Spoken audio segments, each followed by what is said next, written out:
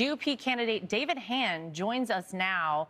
David, this has become a scandal that the entire country is focused on, and your opponent in this Minnesota Senate race, Lieutenant Governor Peggy Flanagan, recently appeared in a video where she is wearing a hijab, despite the fact that she is a devout Catholic, apparently, and she seems to be apologizing to the Somali population there in Minnesota for the scandal and for bringing them into the scandal to any extent. Now, we should point out we invited the lieutenant governor on today, but she declined and sent a statement saying the lieutenant governor has repeatedly said it's unconscionable that people are stealing from taxpayers and that they should absolutely be prosecuted for fraud to the full extent of the law. As she runs for the U.S. Senate, she's also focused on the fraud and corruption in Washington under Trump, where guardrails have been dismantled and oversight has been weakened.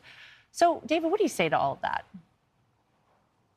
Well, I think it's unbelievable. We used to be the land of 10,000 lakes. Now we've become the land of 10,000 frauds, and it looks like we're now in the land of make-believe. The lieutenant governor is a candidate for the United States Senate, and she's out pretending to be a Somali, which makes absolutely no sense at all.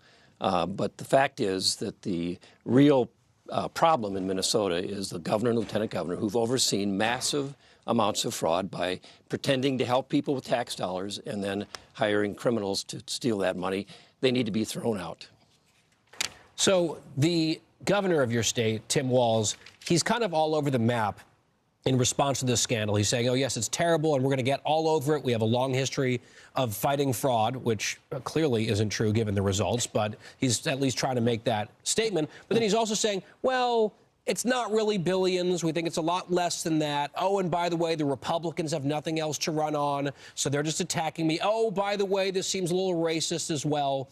What do you make of that hodgepodge from the governor? Well, it just doesn't make any sense at all. They clearly had a responsibility, both Governor Walz and Lieutenant Governor Flanagan, to make sure the laws got administered correctly, and they didn't do that. We've had all this federal money coming in for supposedly to help people, and none of it has gone to help anybody. It's just disappeared, and they have complete responsibility for that. It's shameful that they have let that happen. They've taken no responsibility. Nobody in the administration has been fired or lost their job.